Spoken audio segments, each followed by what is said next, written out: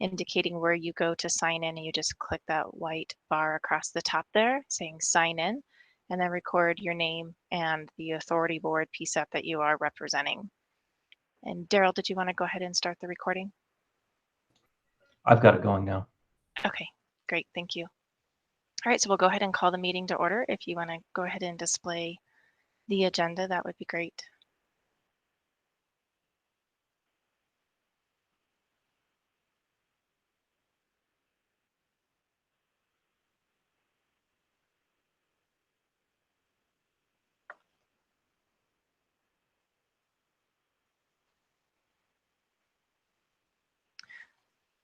All right, so from a roll call perspective, again, we have 46 people on the call today. Make sure you sign in so we can log your attendance.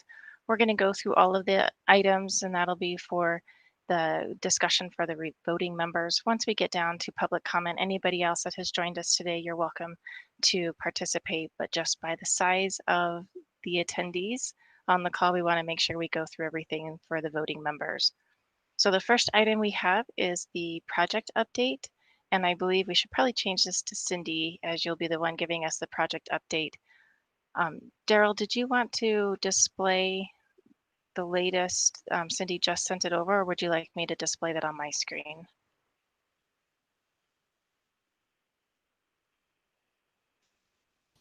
I am not seeing that sent to me, so I don't have it.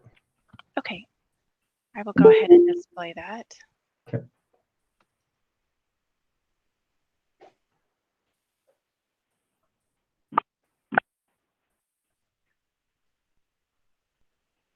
And as soon as you stop sharing, I think I can start. There we go. Thank you.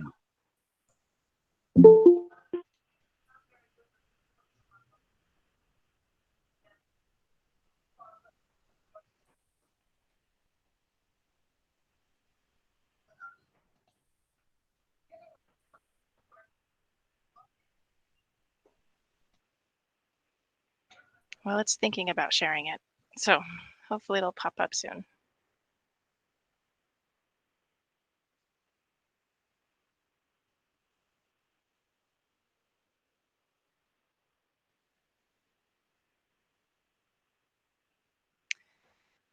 Daryl, unfortunately, my screen is just sitting here, not wanting to share that. Cindy, are you able to share your screen? Let me give it a shot. Okay. I just received it, so I can share with the version I have. Yeah, that would be great. Mine's Hold on a second. in a think mode.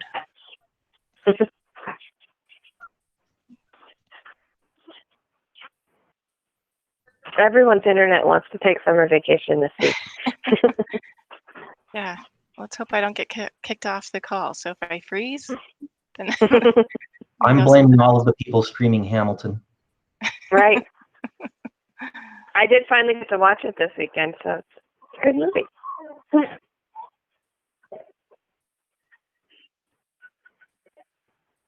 Thank you. Well, I can start with the good news.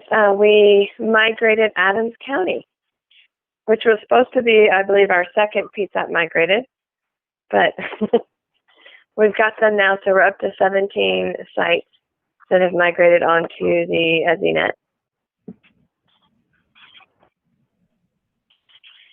And that is great. And I'm not seeing Daryl's screen. Daryl, are you able to cast it? It could just be mine that's locked up.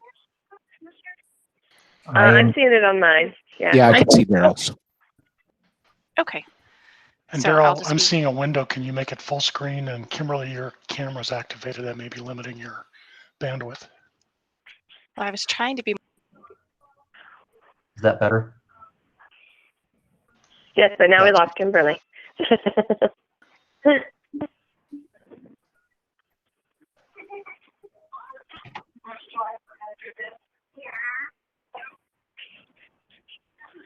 Looks like yes. It looks like we did lose Kimberly.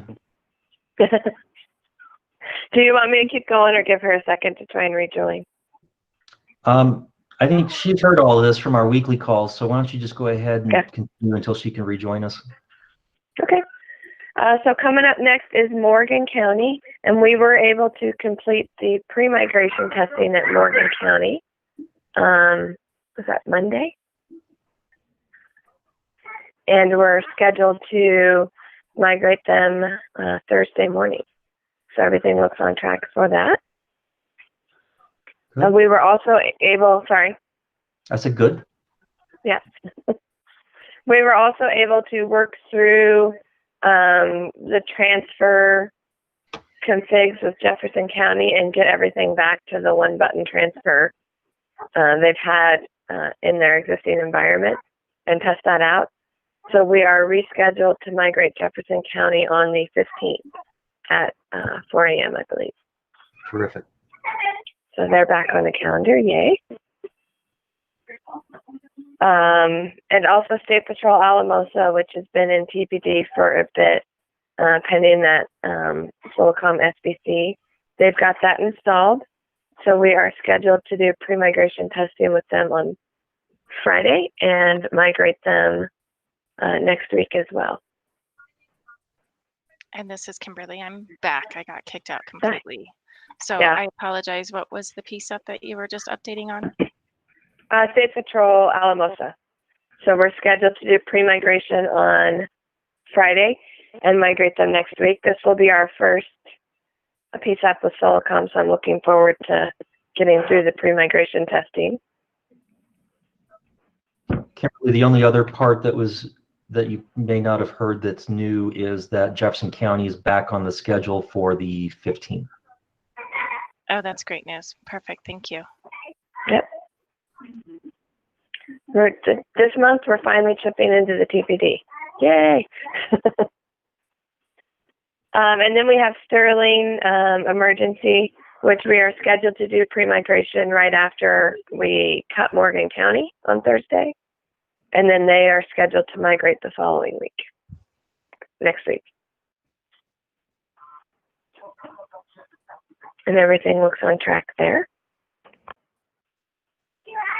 Okay, great. And then we come up to Durango, La Plata, and we are scheduled, and I'm sorry, let me look at my sheet. I believe the install is scheduled there today. Yeah. And then pre-migration next week and migration the following week.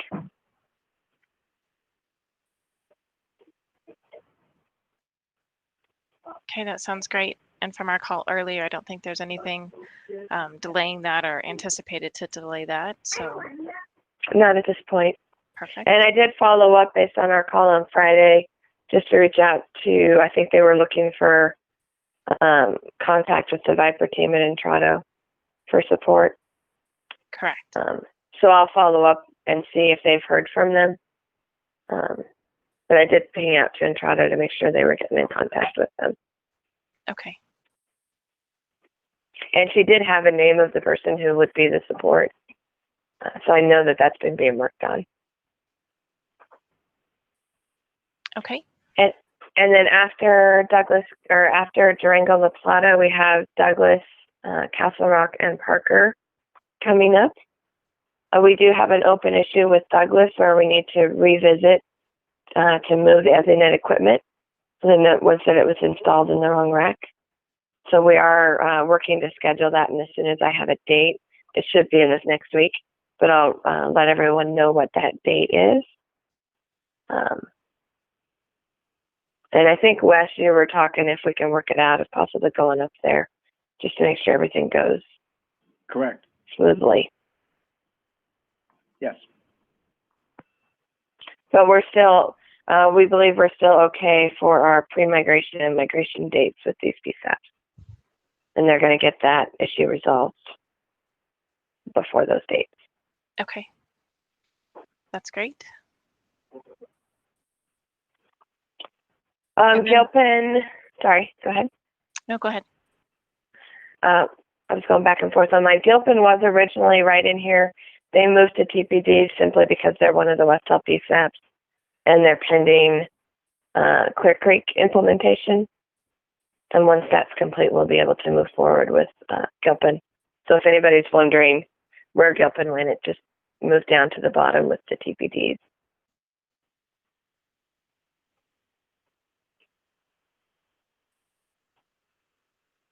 Okay. And then we have the August PSAPs coming up. Phillips County, I still need to get pre-migration and migration dates solidified for them. Sedgwick, we have a pre-migration date of August 5th, but we still need to get the install date confirmed. Okay, have all these, I'm looking at the circuits, so for August, for the August group, circuits ordered, I'm looking at, trying to look at your metrics, circuits ordered, installation, any roadblocks or concerns that you have so far for just that group overall? Not at this point. But I've got an updated circuit install list, so I'll be able to go and confirm who has their circuits. All of these should have been ordered or were ordered already. So they should be close to being complete. And have you done your second round of site surveys for the August PSAPs? We've done some of them. There are a few still pending that Nancy and team were working through yesterday to make sure they get completed here shortly. Okay. Okay, great. And then that brings us on to the September PSAPs and that group concerned. Yeah. Not at this El point. Paso, Cindy? El Paso's down in the TPD still. We're close to scheduling El Paso. We were just going back and forth on a couple different migration date options with Matt yesterday. But we do have pre-migration rescheduled with him, and we're just trying to line everybody up on a couple of actual migration dates in August for El Paso County. Okay, great. Do you have other to be determined PSAPs that you're working on to try and get plugged in for either July or August that you haven't already mentioned? Clear Creek. We will be back at Clear Creek on Friday, and we should wrap up. Knock on wood. We had 2 outstanding issues with Clear Creek on their pre-migration testing, which one of them was moving alley. And we just needed the right cables in place to do that. And the other one was the amount of time it took the call to fully reestablish when the router was powered back on the main router. The call migrated back to that router, and we had one-way audio for about a minute. So we want to get that down to a much lower time frame. But we'll be back out there with West Hal and Clear Creek on Friday afternoon. And once we get that completed, we'll be able to schedule them, and that will also open up scheduling for the rest of the West Hal PSAPs. Okay, great. And then for some of the other PSAPs that you have active issues that you're working through, I'm tracking 3, and that would be for Fremont, Summit County, and Vail PD. Can you provide updates for those 3 that are active issues? So we'll start with the Fremont. So Fremont, we've been working to try and chase down what's causing a busy signal in the background on the voice calls. We had a call with a Converge One and Intrado and CenturyLink to talk through that. And they're not seeing anything on the CPE side that could be causing the conference we're seeing. So we're back looking with our engineers through the SBC configs and settings and with Intrado. We've had some emails going back and forth with Converge One and Intrado and CenturyLink yesterday and today, looking to get some more testing reestablished where we can have the engineers with the SBCs and the Intrado side monitoring those calls in real time. They have an idea, and I don't have a lot of details of what their idea is, but they think they know where they need to look. So we need to get something scheduled to go back out there. I did find out that this is our first deployment off of that Pueblo selective router. Okay. So we're going down that path to see if we can chase down where that's coming from. We should have, I think today, some dates and times lined out to get that testing again. And hopefully we can have every engineer I can lay my hands on the call so that we can get this thing put to bed and get Fremont back on the schedule. So Okay. my goal would be to resolve the issue during that call and have all the right resources to do that. And then go ahead and complete the pre-migration test plan so that we can schedule them. Great. Well, I'm glad that you guys are actively working and getting the support needed to get it resolved. Mm-hmm. Summit County? Summit County, I'm working with the PSAP director up there. I was going to get time with him this Thursday to go through the configs on that Patriot to see if we can find out why we can't get calls through there on the ESInet. They were getting rejected. So we're going to go through and compare those to the configs we have on other Patriots where we were getting calls through, like Vail. Vail, we do have a couple of open issues on Vail, but calls were working. Okay. The only open issue with Vail is a KP48 test that is related to the audio codes And that do you we're have a working time? through.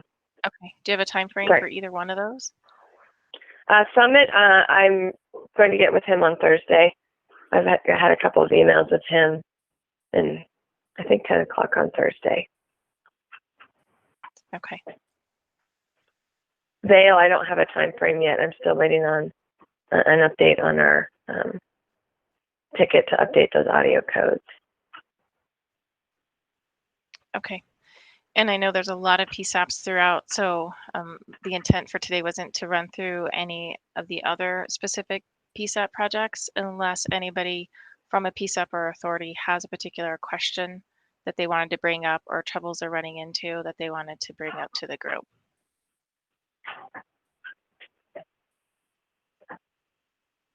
Okay, Cindy, is there anything that you're tracking and that you need some response from the PSAPs or authorities as it relates to the project, or any roadblocks you're encountering? Not at this time. Okay. Kimberly, can I make a statement? Yes, of course. So I sent an email to the project management team a couple of weeks ago, about a week and a half ago, actually, about my concern over the number of TBDs and the pace of the migrations.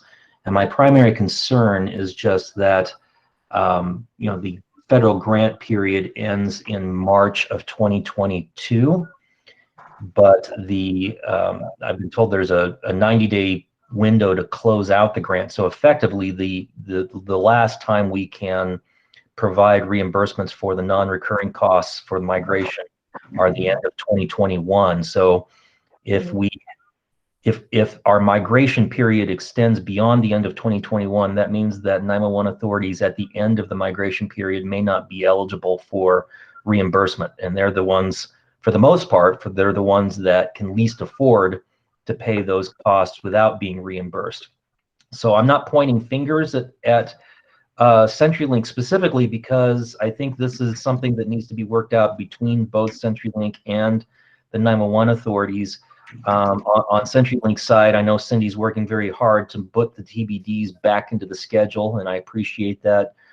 It's very obvious that you're working very hard to get the schedule back on track. From the 911 authorities side, everybody needs to be very cognizant of responding quickly to correspondence and communication from the CenturyLink project management team, responding quickly to requests for resources that may be needed and scheduling that may be needed at the PSAP so that CenturyLink can do the installations. Because if there are, as we continue to have delays, those don't just affect your own PSAPs, they may affect the ability for some of the 911 authorities at the end of this process to even receive reimbursement. So I just wanted to put that out there and just provide my encouragement to everybody to be responsive and work with CenturyLink to get these done as quickly as possible.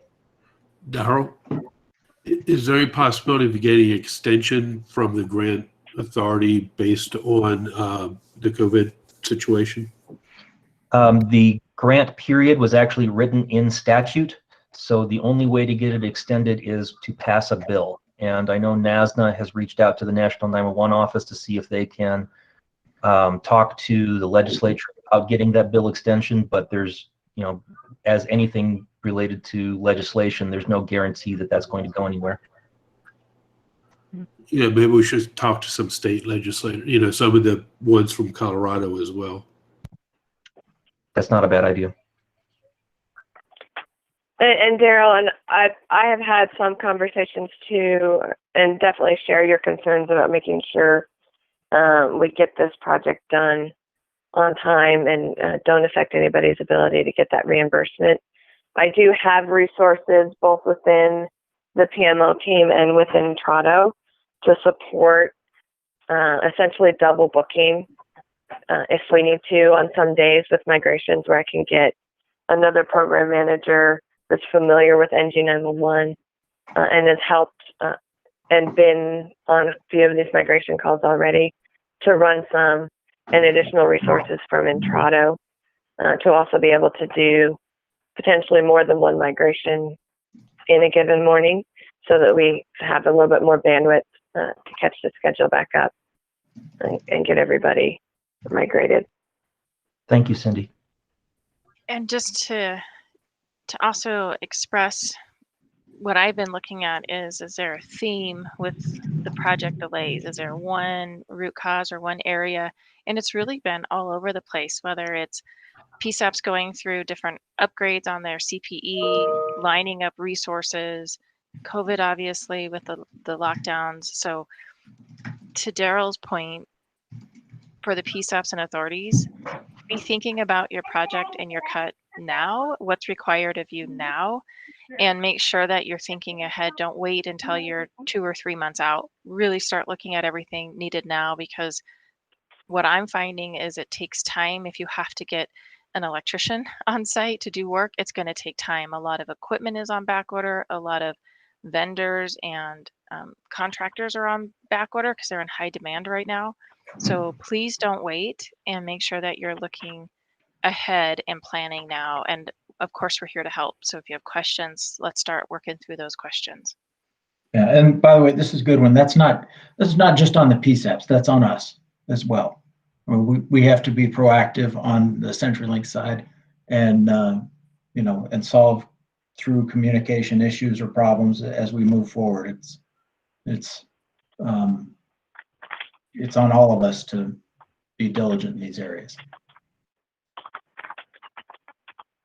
Great. Well, thank you everyone on that. And great news as we have cuts. We have a lot going on in July. So I have also tracked that a lot of the hurdles happen in this pre-migration testing. So we'll hope for smooth pre-migration testing for everybody getting ready to do that as well.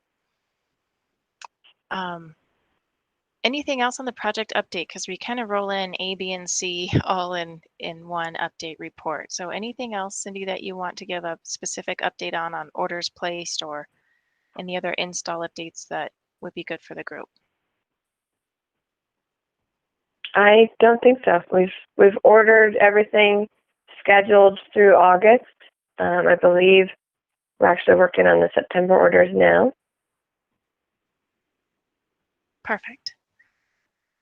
Okay, great. Well then, as Daryl's pulling up the discussion item spreadsheet, we'll go through some of these items.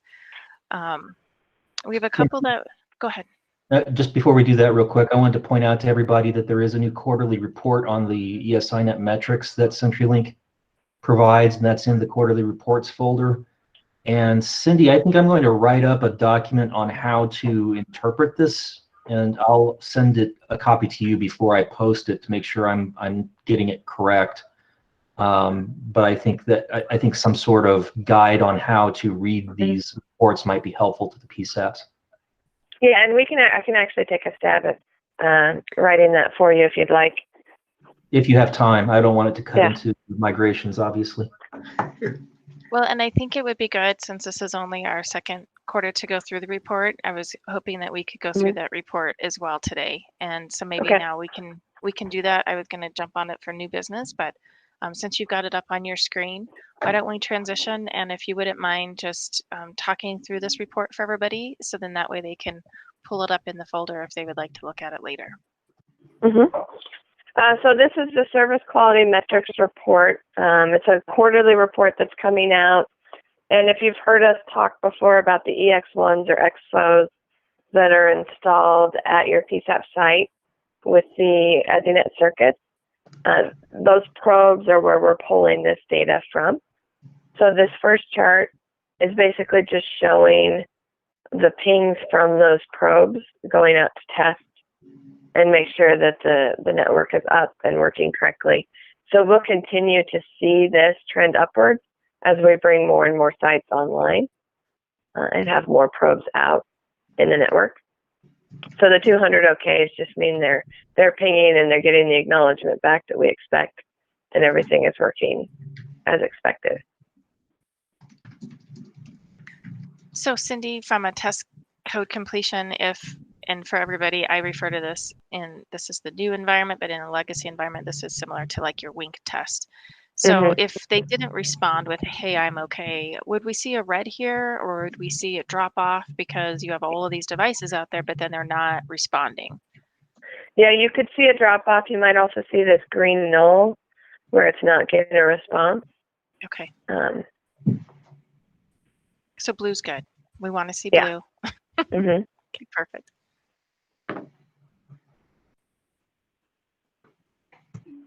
And then this just shows the voice quality metric by PSAP, and this is going to get really busy as we add more PSAPs in. There's really thin lines separating out each individual PSAP.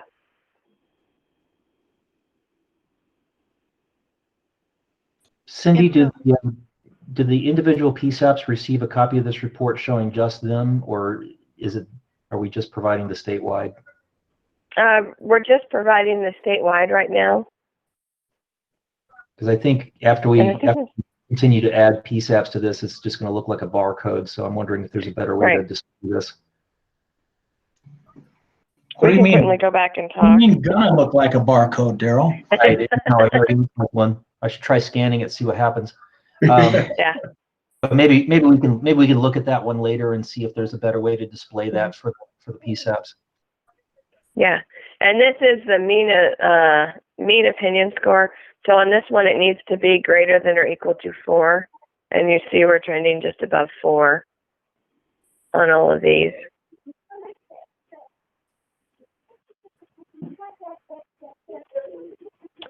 This one is basically the same data, only broken out by the routes, the ESInet main routes, which are Denver / Longmont and Miami.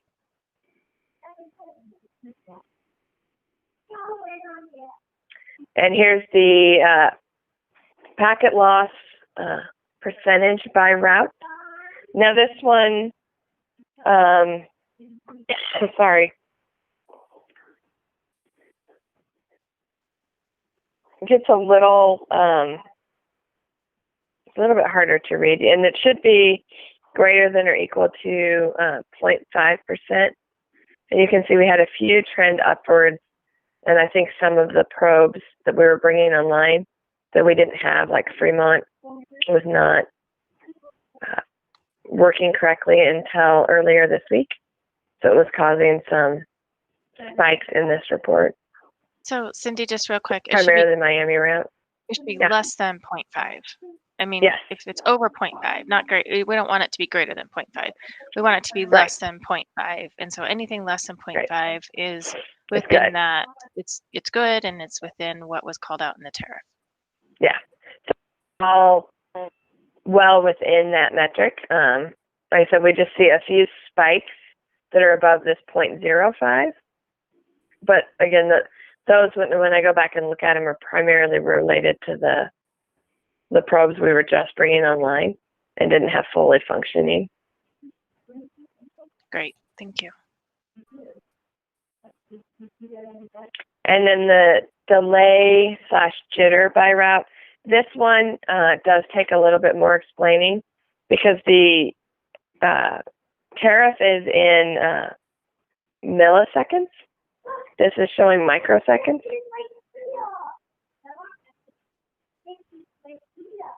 And so that it's 20 or less milliseconds is the, sorry, was someone trying to talk? I think we just have a little background noise. Yeah. But Yeah. so really the fact that this would only show something out of bounds if it was over 20,000 microseconds. Right.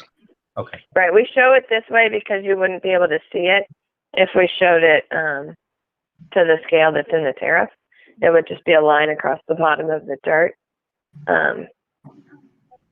So we zoomed in the scale a little bit, but I think with the instructions, I need to clarify what scale you're looking at when you look at this one.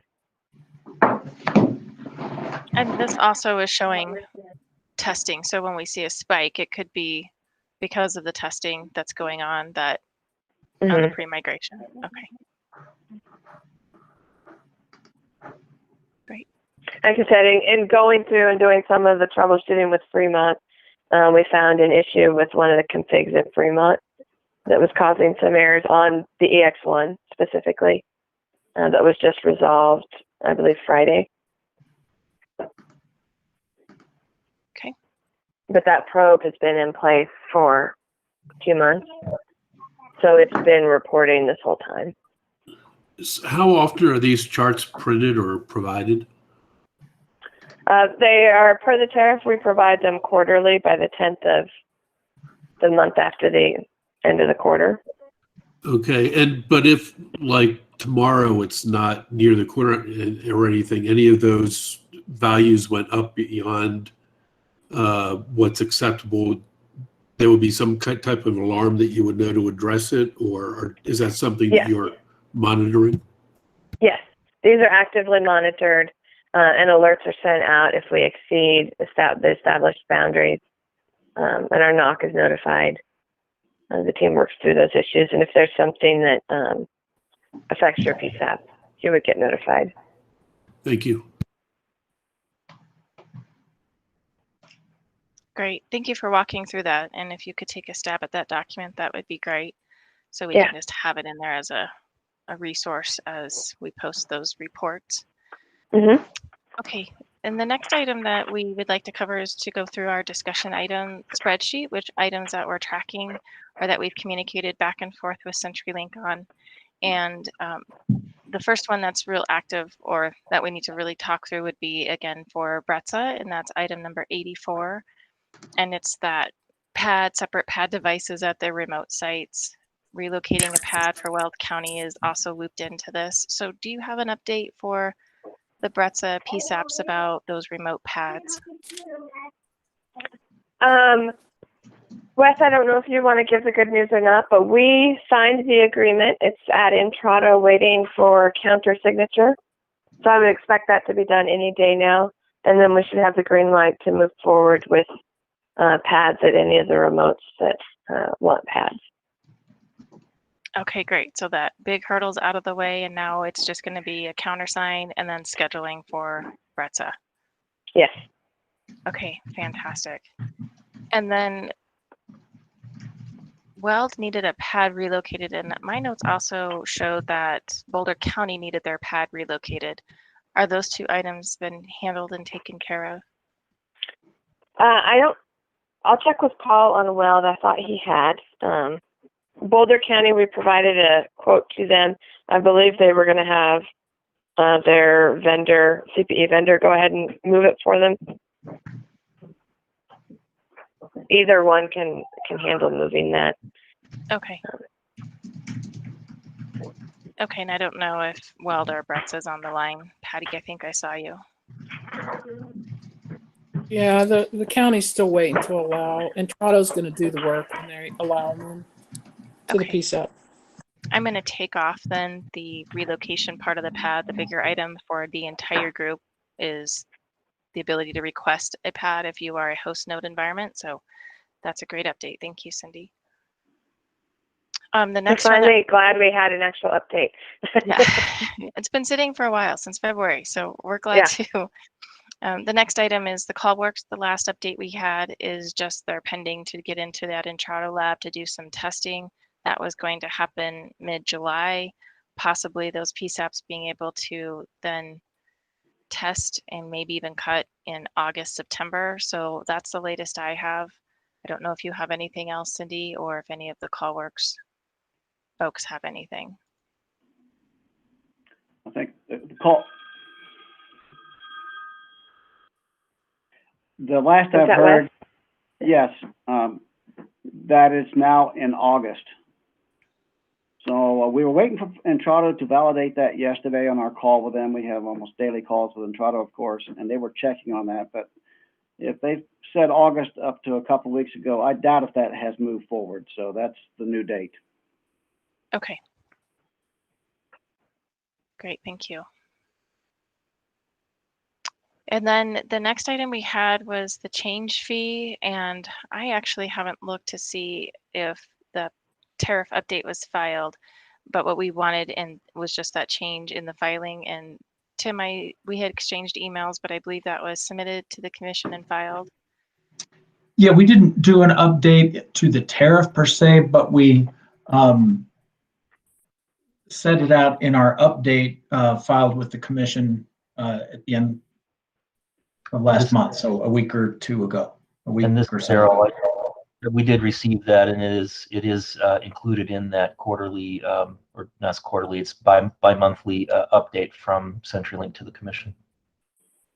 Perfect, that's great. So I will go ahead and remove this item that we're tracking. So thanks for including that in your update to the commission. The next item that we had that we were trying to explore is a tariff overlap billing situation. And what that sounds like is PSAPs are being billed or possibly being billed on the legacy tariff. Then they are migrated over to the new ESInet, and then they're also, their billing date has started on the new tariff. And so we're trying to get our arms around tariff billing and timeframes. So I know that, Wes, that you've been engaged in some of those conversations. Do you happen to have an update for us on that? No, I expect to get one this afternoon from Oscar, who is looking into that. Oscar and Steve Parker are closing the gap on that. We did, as a matter of practice, it's a bit complex, but anyway, they can't cut off the E911 date right at the cutover, because if there was a fallback, we wanted to keep the copper and the billing there in case they had to be falling back. But now in the early adopters, we know that this thing is rock solid once we switch over. So Oscar and Steve Parker are looking inside the billing system to work out the credits for Bretza and the other early adopters here. And they promised me something in writing toward the end of the day. And I'm waiting for that to see what that is. And going forward now, they're going to break basically the way the billing works inside the system to get closer to that cut date so that there's not much of any overlap on that.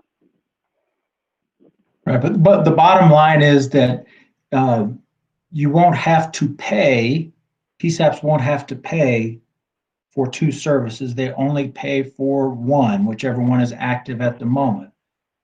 The issue is that because we're leaving up the trunks from the E911 when we cut over, it's a matter of, since they're still up there, we have to get our billing system to recognize that they shouldn't be billed even though they're still available, which is the backup for the transition process. So we'll fix it so that you don't have to pay. So don't pay. We'll fix it through a billing fix. But the bottom line is you'll only have to pay one at a time, but two at a time will be available for you as a backup for the transition, as we discussed. And I think that Bretza might have caught it a little sooner, but we're on the auto pay, so it took us a little while to figure out what was going on, which is just something for everybody to look at anyway. Mm-hmm. Yep. And as one of the new processes we're putting in place to hopefully make sure everyone is aware, the day you migrate, and Adams County got this yesterday, you're going to get a note from me letting you know you've migrated, and then I need an email confirmation, something from you letting me know when you want me to disconnect your legacy circuit, so that we have that formally documented, how long you want me to leave those circuits up, and when you want them removed. And that will also help, just as a reminder of the billing piece. And the folks that are handling those billings are getting copied on that, so they know that you've officially cut to the new system. So just a question on that, Cindy. If a PSAP point of contact that you send that email to, if they're out of the office for several weeks and they don't respond back, is CenturyLink won't be billing them for that few weeks that they didn't respond to that email, correct? I believe that's correct, but we would prefer not to disconnect without the actual request from the PSAP to remove the circuits. Yeah, the processes can be somewhat rigid on that, but no, Kimberly, that's not our intent. We would certainly go the extra mile to reach, if that person's out, they're back up to get some kind of official confirmation. But due to regulations and how all this auditing occurs with our system as a regulated entity, we do want to have that confirmation from the customer. So is it each authority's responsibility to determine how long they want, or opportunity, how long they want the backup to stay up, or is there a standard time that's, either in the tariff, I don't recall, or that you're using? I don't remember whether it's in the tariff either, but it was 30 days is what we discussed, as I recall. Yeah. Right. But, that's, and we'll take it down 30 days. But as we said, we're going to work to make sure that we actually get a request from the PSAP or authority involved before we do that. So it's a matter of just making sure that we communicate with you and you respond to us to make sure that we meet that 30 days as we kind of worked out. Yes. Okay. And you can respond the day you get that email with a date, some point in the future that you want us to complete that disconnect on. Within the 30 days, they can't say a year out. Right. Okay, so I just want to summarize and make sure I'm tracking everything correctly. So for all of the PSAPs that have migrated, they may or may not have received an email from you previously, Cindy, about discontinuing their service. Are you going to send those emails to, for example, Aurora early adopters and have them make that official request? I think that's been done at this point with Oscar. The circuits have been disconnected at that point. We didn't have an official request from the first handful of PSAPs. Thornton is the first one that got my email and responded with the official, please disconnect my circuits on X date. And then Adams County got it yesterday. For the ones that cut earlier, 30 plus days out, we went ahead and submitted those requests. I can reach back out to those PSAPs and just make sure they're aware. Okay. And they would have gotten a phone call from the disconnect team before they removed those circuits in general. Okay, so for PSAPs that are migrating to the ESInet, once they migrate, you're going to email them with give me a date of when you would like to disconnect the camera, and they should respond back and give you a date within a 30-day window. At that time, CenturyLink will disconnect the camera. CenturyLink will and not, the old EM alley links, Okay, and CenturyLink will not bill any overlap tariff. It's going to be the new tariff replaces the old tariff, so there won't be any billing overlap that is responsible for, that the PSAPs or authorities are responsible for. So if they've received a bill and they've already migrated, they should not pay. that bill and just contact you, Cindy, and let you know they received the bill. Yeah. So I might add this to the group as well. The billing system is on autopilot on a lot of things on this. So if you see that bill come through, contact me, and I'll get with Oscar on the phone and take a look at those. Some of those bills are still going out, but they're being suppressed against the manual bill that you get for the ESInet. So, in Brett's case, that auto pay thing kind of threw everybody for a loop there. But if you see a bill, call me, and I'll get with Oscar, and we'll dive into it to make sure that if it relates to this, as opposed to anything else on other circuits and that things that are not relative, we'll make sure it gets handled. Okay, I'll make sure I document that in this discussion item spreadsheet clearer than I have right now, because there's a few steps to this process, but I appreciate the information about it. So I think we're good on that point, unless any of the PSAPs have any questions.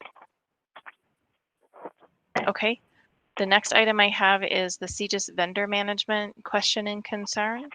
And what that is, and we've been exchanging some emails about that as well, is some techs arrived on site at a PSAP to do an installation. It wasn't a CenturyLink tech, I guess it was a subcontractor with CenturyLink. And when that PSAP ran them through the CGIS clearance to clear that person to make sure that they were good to be on site, they were not. They weren't cleared. So Cindy, you were going to do some follow-up internally about vendor management and that process? Yes, and it was the ESInet installer, so we've gone back to Intrado, and I believe it was one of their subs that was actually doing the install. So we've had that conversation with them. They're aware that that's something they need to get taken care of with. So they're in the process of working to make sure that those installers all get CGIS clearance. I don't know if we're going to be able to get them all. So there's two different levels. There's the clearance and then there's the certified. I think the certified piece takes a little bit more time.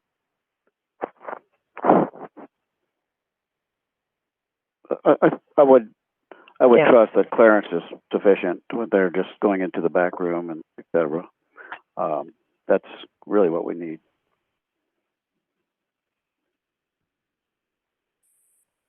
Okay, so Cindy, that's underway. Intrado's aware, your subs are aware, so we shouldn't encounter this again. Everything is good to go. Okay. Does anybody have any questions on the CGIS vendor management?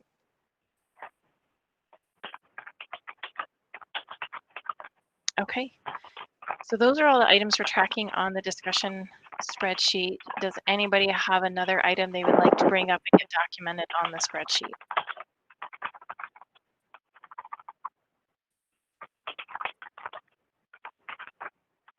Okay, I think we are up on our agenda since we've already covered the reporting piece to go through open items for any of the voting members.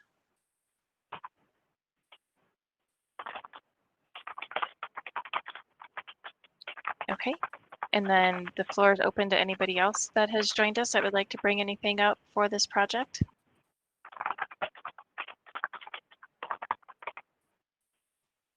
I guess quiet is good. All right, perfect. Cindy, do you have anything else for us that you would like to bring up and discuss specifically on this project? Not right now. All right. Well, great. Well, thank you, everyone. We had a great turnout. We ended up with just shy of 60 folks on the call today, which is fantastic. It's important that everyone stay engaged so we can talk through anything that pops up so we can get these PSAPs migrated over. So thanks, everyone. I hope you have a great rest of your day. And if you have any questions or items, please feel free to email us at any time and we'll get them added on the discussion item spreadsheet. So have a great rest of your day. Thank you. All right, thank you.